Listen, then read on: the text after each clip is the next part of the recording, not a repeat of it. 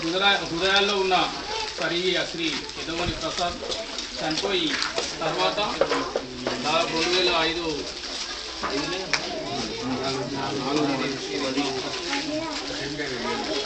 2004 సంవత్సరం తర్వాత ప్రసాద్ పేరు మీద క్లస్టర్ స్థాపించి వారి జి శివకుమార్ దాదాపు అప్పటి నుంచి దాదాపు 8 సంవత్సరాల నుంచి ఎన్నో ప్రజాహిత కార్యక్రమాలు చేపడుతూ ప్రజలకు వ్యక్తిగతంగా ఉపయోగ కార్యక్రమాలు చేపడుతూ అదేవిధంగా అదేవిధంగా అభివృద్ధి కార్యక్రమాలు కానీ సంక్షేమ కార్యక్రమాలు కానీ నిరంతరంగా చేపడుతూ ఏ విధంగానైతే స్వర్గీయ ప్రసాద్ గారు ఈ ప్రాంతాన్ని ఒక పేరులేని ఈ ప్రాంతాన్ని శివంపేట గ్రామ పంచాయతీ ప్రాంతాన్ని ఏ విధంగా జిల్లా వ్యాప్తంగా పేరు ప్రసిద్ధి తీసుకొచ్చారో అతని పేరు ప్రసిద్ధి కాపాడడానికి తన విలువైన సమయాన్ని కూడా వెచ్చించి ఎవరైతే ఈ రోజులల్లో ఏమంటారు ఎవరైనా ధనం సంపాదిస్తే మా భార్య పిల్లలకు పెట్టాలి మా చుట్టాలకు పెట్టాలి అనే విధంగా కాకుండా ఎవరైతే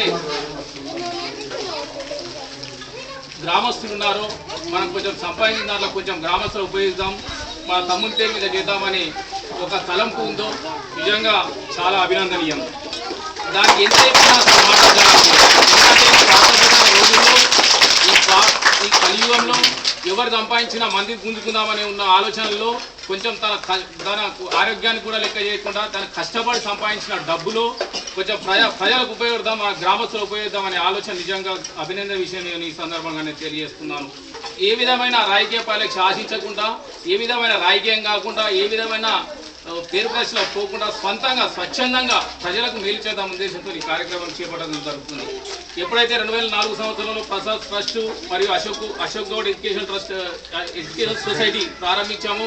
అప్పటి నుంచి కూడా ఇప్పటి వరకు దాదాపు శివంపేట ఉన్నత పాఠశాలను మొదలుకొని ప్రాథమిక పాఠశాలలో వాటర్కే కానీ వ్యక్తిగతంగా కానీ బీదవారికి కానీ ఎన్నో లక్షలాది రూపాయల అమౌంట్ వెచ్చించి ఈ సంక్షేమ అభివృద్ధి కార్యక్రమం చేపట్టడం జరుగుతుంది. మళ్ళీ ఈ అభివృద్ధి కార్యక్రమాలను కూడా నిరంతరం కొనసాగించడానికి మన గ్రామం కానీ మన వ్యక్తులు కానీ అభివృద్ధి నిరంతరం డెవలప్ చేసుకోవడానికి వారు నిరంతరం కృషి చేస్తున్నందుకు ఈ గ్రామస్తుల తరపున వారికి సర్వదా నమస్సుమాన్యం తెలుపుతున్నాను. ఎందుకంటే నాకు స్పష్టమైన అవగాహన ఉంది. మన గురు గ్రామం కానీ మన సొంత గ్రామమే కానీ శివంపేట గ్రామమే కానీ ఇక్కడ ఏమవుతుందంటే మన గ్రామస్తులలో చాలా బీదవారు ఉండడం జరుగుతుంది.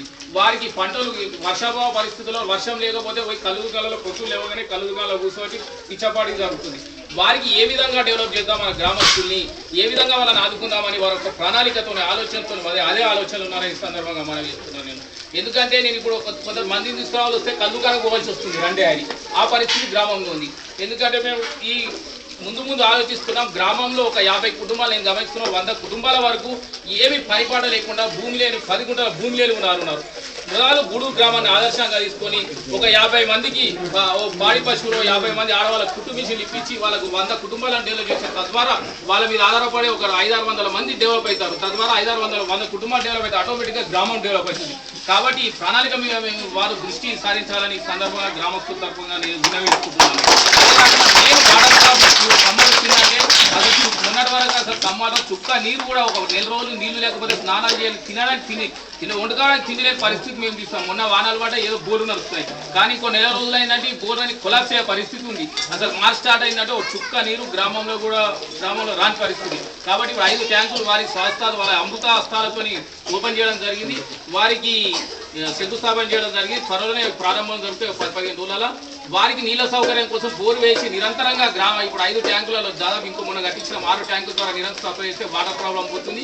కాబట్టి దయచేసి వారు 6,000తో 100 ఏళ్ళు బతికి గ్రామస్తులను వారి చల్లని కృపా కటాక్షంతో వాళ్ళ చల్లని దీవెనలతో చూస్తూ గ్రామ అభివృద్ధికి ఈ గ్రామంలో ఉన్న మన ఆత్మీయులు మన శ్రేయబడాల్సిన వాళ్ళ అభివృద్ధి కార్పొరేటర్ వారికి విజ్ఞప్తి చేస్తూ వారికి నమస్కారం చేస్తున్నాను.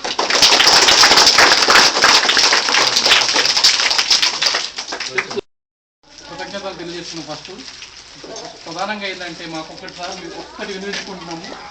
మా పాఠశాలలో ఒక వాటర్ ప్రాబ్లం అవుతుంది సార్. మాకు అది కొంచెం ఆల్రెడీ నేను ఒక ట్యాప్ వేయించాను, దానికి వాటర్ రావట్లేదు. అది వచ్చి ఏర్పాటు చేసి సరిపోతుంది. ఆల్రెడీ కొత్తగా ట్యాప్ లైన్ వేయించాను, దానికి వాటర్ వచ్చి ఏర్పాటు చేసి సరిపోతుంది. ఇంకోటి సార్ ప్రస్తుతానికైతే మీరు మా పెద్ద మనసుతో మా పిల్లలు దీవించి మాకు ఈ కార్యక్రమం చేసినందుకు మీకు కృతజ్ఞతలు తెలియజేసుకుంటున్నాం సార్.